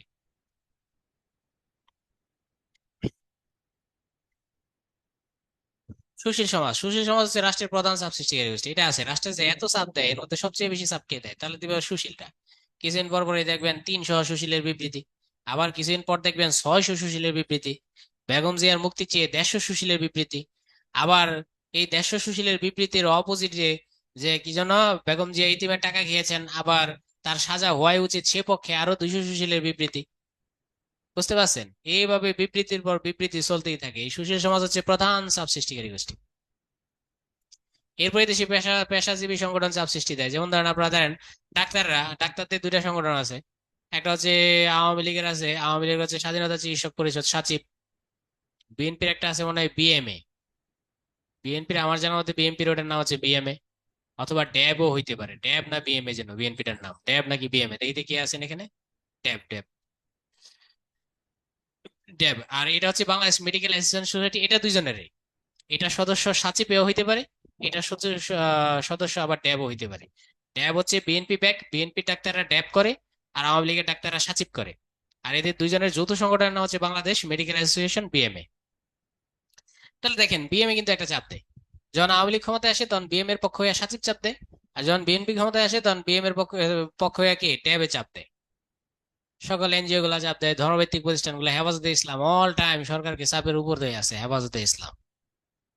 স্বেচ্ছাসেবী সংগঠন, এই যে বেলা বুলা বললাম, এদের তো আসলে বেতন নাই, এই যে বেলা, এরা সব স্বেচ্ছাসেবী সংগঠন। টিআইবি, এরা অবশ্য বিদেশ থেকে প্রচুর টাকা পয়সা পায়। বিদেশের টাকা এরা শুধু পায় না, বলেন, এক, তারা বিদেশ থেকে টাকা ইনকাম করে, দুই হচ্ছে বিদেশের টাকা তারা আত্মসাৎ করে। কোনটা কারেক্ট? দুই, বিদেশের টাকা তারা আত্মসাৎ করে ইচ্ছা মতো, দুইটাই কারেক্ট। হ্যাঁ, শিখে দুইটাই কারেক্ট। প্রচুর পরিমাণে বিদেশি টাকা খায়। এদের বেশিরভাগের উদ্দেশ্য কিন্তু বাংলাদেশের নিয়ে না, এদের বেশিরভাগের উদ্দেশ্য নেম এন্ড ফেম আর টাকা পয়সা কামানো। আচ্ছা যাক, আমরা বুঝলাম। আরেকটা বিশাল মাধ্যম আছে, সেটা হচ্ছে কি গণমাধ্যম, তারা প্রচুর চাপ দেয় সরকারের উপর। আমরা এখানে দেখি চাপ সৃষ্টিকারী গোষ্ঠী কি কি প্রশ্ন আসতে পারে সেটা আমরা বলে দিই। এই দুটা পড়বেন, বিশ্ব ব্যাংক ও আইএমএফ, এটা একটা চাপ সৃষ্টিকারী গোষ্ঠী। এদের মূল উদ্দেশ্য হচ্ছে কি আপনাকে ইউএস এর পণ্য নিতে হবে, মানে মার্কেট ওপেন। আপনি মার্কেটটাকে ওপেন করে দিবেন, মার্কেটটাকে আপনি ওপেন করে দিবেন, কোনো দরজা রাখতে পারবেন না। এই মার্কেট দিয়ে ইউএস এর পণ্য ঢুকবে, এই ওপেন দরজা দিয়ে ইউকে এর পণ্য ঢুকবে, এই ওপেন দরজা দিয়ে ইউরোপের পণ্য ঢুকবে। তাদের কাজ হচ্ছে মার্কেট ওপেন করে দিতে হবে, এক। আর তাদের চাপের আরেকটা সবচেয়ে বড় জায়গা থাকে, সেটা হচ্ছে ভর্তুকি দেওয়া যাবে না, ভর্তুকি দেওয়া যাবে না। এই দুইটা থাকে তাদের চাপের সবচেয়ে মূল উদ্দেশ্য।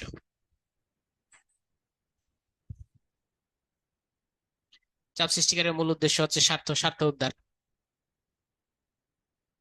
আর এটা বলে বলেন তো, চাপ সৃষ্টিকারী গোষ্ঠী এডমন্ড পাওয়েলের মতে চাপ সৃষ্টিকারী গোষ্ঠী কয় প্রকার? চার প্রকার। হুম, থ্যাংক ইউ। একজন বলেছে আমাদের দেশে পোশাক তো তাদের দেশে দেশে যায়। যাই তো ভাই, সেগুলো অনেক আপেক্ষিক কথা, বলতে গেলে বেশি সময় লেগে যাবে। কিন্তু সিম্পলি দেখেন, আমার দেশে সে ল্যাপটপ পাঠায়, অর্থাৎ আমার দেশের মার্কেটটা হচ্ছে তার জন্য ধরেন $5 বিলিয়ন মার্কেট। সে আমার দেশে $5 বিলিয়ন ইউএস এর ইলেকট্রনিক্স ডিভাইস আমাদের দেশে প্রবেশ করতেছে, অর্থাৎ বাংলাদেশে প্রবেশ করতেছে $5 বিলিয়ন ইউএস এর ডিভাইস। আর আপনি যখন শুধু তো $5 বিলিয়ন শুধু ইলেকট্রনিক্স দ্রব্য, টোটাল হিসাব যদি করেন, তাহলে সেটা $5 বিলিয়ন থেকে অনেক বেশি, প্রায় মনে হয় 15-20 বিলিয়ন আমরা ইউএসএ থেকে আমদানি করি। আর ইউএস এর মার্কেটে আমাদের কত আর রপ্তানি যায়, বুঝছেন, এরকম আর কি বিষয়। তাদের মার্কেটে তো আমরা খুব অল্প জিনিস পাঠাই, তারা তো আমাদের দেশে বেশি করে। তারপর যদি আপনি ডিফেন্সের হিসাবে যান, ডিফেন্সের হিসাবে ধরলে কত যে তাদের কাছ থেকে কিনে, ওটার হিসাবে বাইরে। কমরেড মানে হচ্ছে সঙ্গী বা সাথী ভাই, কিন্তু যারা ওই করে, কমরেড শব্দটা তো সঙ্গী, কমরেড শব্দ হচ্ছে সঙ্গী বা সাথী, ঠিক আছে। আর এই যারা আপনার হচ্ছে আপনার বাম দল করে, এই যারা বাম দল করে এরা নিজেদেরকে এই নামে ডাকে, আর কিছু না। কমরেড হচ্ছে সঙ্গী সাথী। যারা বাম দল করে তারা নিজের কমরেড বলে ডাকে। নিজের গণ্ডি চাপ সৃষ্টিকারী এটা হচ্ছে ট্রেড অর্গানাইজেশন, এটা হচ্ছে বাণিজ্য সংস্থা। আর বাকিগুলা ওয়ার্ল্ড ব্যাংক, সে আমাদের চাপ দেয়। বেলা, বেলা আমরা ইতিমধ্যে পড়ছি, সে হচ্ছে একটা লয়ারদের সংগঠন, এনভায়রনমেন্ট নিয়ে চাপ দেয় সরকারকে। আর আইএমএফ চাপ দেয়। আর ওয়ার্ল্ড ট্রেড অর্গানাইজেশন, সে হচ্ছে পৃথিবীর সমস্ত বিজনেসের খবর রাখে। চাপ যে দেয় না এমন না, দেয়, কিন্তু ওদের তুলনায় কম দেয়, তাদের তুলনায় অনেক কম দেয়। পূর্ব পাকিস্তান আওয়ামী লীগ প্রতিষ্ঠাকারী সাধারণ সম্পাদক হচ্ছে শামসুল হক, আমরা ইতিমধ্যে পড়েছি। তিনি হচ্ছে তাকে কি করেছে, হত্যা করেছে। হত্যা করে না, দুঃখিত। তাকে বন্দি করার ফলে, দীর্ঘদিন বন্দি রাখার ফলে সে কি হয়ে গেছে, পাগল হয়ে গেছে। শামসুল হক পাগল হয়ে গেছে দীর্ঘদিন বন্দি থাকার ফলে। এটা বঙ্গবন্ধুর অসমাপ্ত আত্মজীবনী বইয়ের মধ্যে আছে। আপনারা কি কেউ অসমাপ্ত আত্মজীবনীতে এই শামসুল হকের কাহিনী পড়েছেন? ইনি যে পাগল হয়ে গেছিলেন, তার অসমাপ্ত আত্মজীবনীতে সব আছে। কেউ কি পড়েছেন কিনা? কেউ পড়েন নাই? আচ্ছা, পড়েন, পড়লেই পাবেন। বাংলাদেশ সরকারের যে পদ্ধতি, সেই পদ্ধতি হচ্ছে এক কেন্দ্রিক পদ্ধতি। এক কেন্দ্রিক পদ্ধতি কি সেটা আমরা একটু বলে দিই। এটা কি বুঝছেন এই প্রশ্নটা? যদি বুঝেন তাহলে আর আলোচনা করবো না। এক কেন্দ্রিক পদ্ধতি, আচ্ছা কয়েকজন বুঝছেন কয়েকজন বুঝেন না, আচ্ছা সংক্ষেপে আমি বলে দিচ্ছি, দেখেন। এ হচ্ছে বাংলাদেশ, এ হচ্ছে ভারত। ভারতেরটা বুঝাইলে বাংলাদেশেরটা বুঝতে সুবিধা হবে। এই যে ভারতের টোটাল প্রদেশ হচ্ছে 28। এই টোটাল ভারতের 28টা প্রদেশ।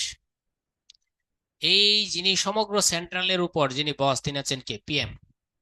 এটাকে আমরা বলি কেন্দ্রীয় সরকার। কেন্দ্রীয় সরকারের সর্বোচ্চ পাওয়ার পিএম বা প্রেসিডেন্ট, যাই হোক। আর এখানে একজন সিএম থাকেন, চিফ মিনিস্টার, মুখ্যমন্ত্রী, যেমন কলকাতার মুখ্যমন্ত্রী মমতা। এখানে একজন সিএম, এখানে একজন সিএম, অর্থাৎ মোট সিএম কয়জন, 28 জন। তাহলে এদের ক্ষমতা কিন্তু ভাগ করে, এদের ক্ষমতা, কেন্দ্রের ক্ষমতা আলাদা, আবার রাজ্যের ক্ষমতা কিন্তু আলাদা। এদের কিন্তু এক কেন্দ্রিক সরকার না, এদের কিন্তু দুই ধরনের সরকার। কিন্তু বাংলাদেশে তো এরকম সিএম নাই। বাংলাদেশে সব ক্ষমতা কার হাতে, শেখ হাসিনার হাতে, পিএম এর হাতে। সুতরাং বাংলাদেশ এক কেন্দ্রিক সরকার। অর্থাৎ যে সমস্ত দেশে সিএম আছে, আলাদা আলাদা রাজ্য আছে, ও সমস্ত দেশ হচ্ছে যুক্তরাষ্ট্রীয় সরকার। এই সমস্ত সরকারকে বলা হয় যুক্তরাষ্ট্রীয় সরকার। যুক্তরাষ্ট্র সেম, যুক্তরাষ্ট্র কিন্তু এরকম। এটাকে যুক্তরাষ্ট্রীয় সরকার বলা হয়, আবার এটাকে ফেডারেশন বলা হয়। এগুলো আবার ভাই ভাই কাজে লাগে। তাহলে এটা হচ্ছে ফেডারেল স্টেট, আর এটা হচ্ছে যুক্তরাষ্ট্রীয় সরকার। তাহলে ভারত কোন দেশের সরকার? ফেডারেশন স্টেট, ফেডারেল স্টেট, অথবা ভারত যুক্তরাষ্ট্রীয় সরকার। কিন্তু আমরা হচ্ছে এক কেন্দ্রিক সরকার। এবার কি ক্লিয়ার হইলেন? Clear clear. ওকে, আর যারা জানেন তাদের তো এমনি ক্লিয়ার। তাহলে যুক্তরাষ্ট্রীয় সরকার হচ্ছে কে? যুক্তরাষ্ট্রীয় সরকার হচ্ছে ইন্ডিয়া।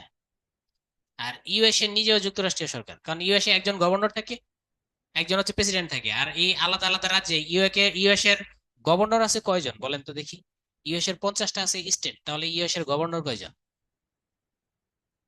ওদের স্টেট কিন্তু 50টা। ভারতের স্টেট হচ্ছে 28টা, আর ওদের স্টেট 50টা। হ্যাঁ, ওদের গভর্নর 50 জন। হুম। বাংলাদেশ সরকারের প্রথম নির্বাচন 1973 সালে। 1973 সালে নির্বাচনটা হয়েছিল আরপিও অনুসারে। এবার আপনাকে বলতে হবে সে আরপিও কত সালে। আরপিও হচ্ছে 1972 সালে। Thank you. এডমন্ডের পাওয়েল চাপ সৃষ্টিকারী গোষ্ঠীকে কয় ভাগে ভাগ করেছেন? 4 ভাগে ভাগ করেছেন। বাংলাদেশের কোন জাতীয় সংসদের সপ্তম সংসদে, এটা হচ্ছে 1996 সালে যে সংসদ হয়েছে, সেই সংসদে হচ্ছে প্রথম বাংলাদেশে কি হয়, প্রশ্নোত্তর পর্ব চালু হয় 96 সালে। এর আগে কিন্তু বাংলাদেশে প্রশ্নোত্তর করার সিস্টেম ছিল না। এই প্রশ্নোত্তর বিষয়টা কি বোঝেন নাকি বোঝেন না? Yes or no? যদি বোঝেন তাহলে আলোচনা নিষ্প্রয়োজন। নো? ওকে, ঠিক আছে, তাহলে একটু বুঝিয়ে দিচ্ছি আমি। এই যে আপনি খেয়াল করে দেখবেন, এখন যদি আপনি পার্লামেন্টে যান, তাহলে এটা হচ্ছে আমরা ধরে নিলাম এটা আমাদের পার্লামেন্ট। পার্লামেন্টে যদি আপনি যান, পার্লামেন্টের সারি আছে, অনেক সিট সারি আছে। এখন দেখবেন একজন এমপি যখন প্রশ্ন করেন, তখন কিন্তু একজন মিনিস্টার দাঁড়িয়ে দাঁড়িয়ে উত্তর দেন। এমপি প্রশ্ন করেন, মিনিস্টার দাঁড়িয়ে দাঁড়িয়ে উত্তর দেন। এমপি প্রশ্ন করেন, মিনিস্টার দাঁড়িয়ে দাঁড়িয়ে উত্তর দেন। এটাই হচ্ছে প্রশ্নোত্তর পর্ব। এটাই চালু হয়েছে 1900 কত সালে, 96 সালে এই প্রশ্নোত্তর চালু হয়েছে। এবং এটা হচ্ছে সপ্তম সংসদে এটা চালু হয়েছে। এমনকি প্রাইম মিনিস্টার পর্যন্ত উত্তর দিতে বাধ্য থাকেন। আগে ছিল শুধু আলোচনা, এখন শুরু হয়েছে প্রশ্নোত্তর।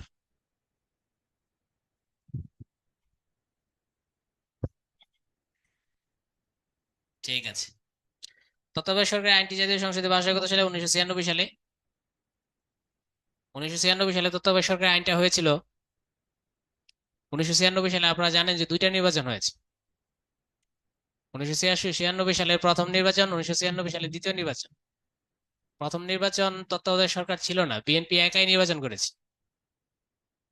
274টা আসন বিএনপি একাই পেয়েছে, আর বিএনপি শরিকরা মিলে তারা 300-তে 300 আসনে পেয়েছে বলা যায়। মূলত বিএনপি একাই 274টা, আর ফ্রিডম পার্টি যারা বঙ্গবন্ধুর খুনি ছিল তারা মিলায় জিলায় এরাই সব 300 আসন, 300-তে 300ই তারা। কিন্তু পরবর্তী বিএনপি মাত্র 15 দিনের মন্ত্রিসভা গঠন করে 15 দিন টিকতে পেরেছিল। পরে আওয়ামী লীগের আন্দোলনের ফলে তারা পদত্যাগ করে। পদত্যাগ করার পর এরপর কি করে, এই আন্দোলনে শুধু বিএনপির এগেনস্টে ছিল সবাই। বিএনপি ভার্সাস আন্দোলন ছিল আওয়ামী লীগ, এমনকি জাতীয় পার্টি। বিএনপি ভার্সাস হচ্ছে জামাতে ইসলাম। বিএনপি ভার্সাস চরমনাই এপি সাহেবের হচ্ছে ইসলামী শাসনতন্ত্র আন্দোলন, ঈশা আন্দোলন, সব। পরবর্তী 1996 সালে তত্ত্বাবধায়ক সরকার গঠন করে। গঠন করার পর একটা নির্বাচন হয়, ওই নির্বাচনে আবার আওয়ামী লীগ পাশ করে। এই হচ্ছে তত্ত্বাবধায়ক সরকারের ইতিহাস। আর তত্ত্বাবধায়ক সরকার কত সালে? 1996 সালে। এরপর আবার শেখ হাসিনার সময়ে তত্ত্বাবধায়ক সরকার বাতিল করে কে? আওয়ামী লীগ নাকি কোর্ট? যদিও বাতিল করছে আওয়ামী লীগের ইচ্ছা ছিল তাই, কিন্তু আপনাকে বলতে হবে উত্তর, আসল উত্তর কি হবে? আওয়ামী লীগ নাকি কোর্ট? কে বাতিল করেছে তত্ত্বাবধায়ক সরকার? তখন অ্যান্সার দিতে হবে কোর্ট। হ্যাঁ, কোর্টের রায় এটা বাতিল হয়েছে। কোর্ট কেন রায় দিয়েছে সেটা কি জানা আছে? বাতিলের রায় কেন কোর্ট দিয়েছে? জানা থাকলে ইয়েস বলুন, জানা না থাকলে নো বলুন। নো? তাহলে একটু সংক্ষেপে দেখিয়ে দেই, তাহলে আপনারা বুঝতে পারবেন এটা বাতিলের কারণ কি। দেখেন, 2006 সালে বিএনপি 2001 সালে ক্ষমতায় এসেছে। বিএনপি 2001 সালে ক্ষমতায় এসেছে। 2006 সালে বিএনপির ক্ষমতা কি শেষ? এরপর ক্ষমতা চলে গেছে তত্ত্বাবধায়ক সরকারের হাতে, কেয়ারটেকার গভর্নমেন্ট। কেয়ারটেকার গভর্নমেন্টের হাতে 2006 সালে ক্ষমতা গেছে। নিয়ম অনুসারে কেয়ারটেকার গভর্নমেন্ট ক্ষমতায় থাকবেন মাত্র 3 মাস। কিন্তু আপনারা জানেন কেয়ারটেকার গভর্নমেন্ট ক্ষমতায় ছিল প্রায় 3 বছরের কাছাকাছি। 2008 সালের ডিসেম্বরে তারা নির্বাচন দিয়েছে। 2 বছরই ধরলাম, 2 বছর তারা ক্ষমতায় ছিল। এই যে এই সংবিধান অনুসারে তাদের ক্ষমতায় থাকার কথা 3 মাস, তারা ক্ষমতায় থেকেছে 2 বছর, তাহলে তারা কিন্তু সংবিধান ভায়োলেশন ভায়োলেশন করেছে। এই জন্য পরবর্তী একটা মামলা হয়েছে 2009 সালে। ওই মামলা অনুসারে 2013 সালে মনে হয় হাইকোর্ট সেটাকে বাতিল করে দিয়েছে। সালটা আমার মনে নেই। পরবর্তী কোর্ট সেটাকে বাতিল বলে রায় দিয়েছে। এই হচ্ছে ঘটনা। পঞ্চম জাতীয় সংসদ নির্বাচন 1991 সালে কত তারিখে অনুষ্ঠিত হয়েছিল? সেটা হচ্ছে 27শে ফেব্রুয়ারি। 1991 সালের নির্বাচনে জিতেছিল বিএনপি। বিএনপি জিতেছিল, বেগম জিয়া জিতেছিল। বেগম জিয়া পিএম হয়েছিল। No, no.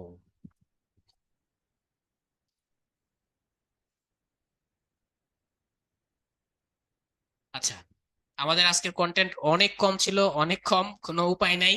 আজকে মনে হয় একবারে এত অল্প সময় ক্লাস শেষ হইলো। সবাই ভালো থাকবেন, আল্লাহ হাফেজ।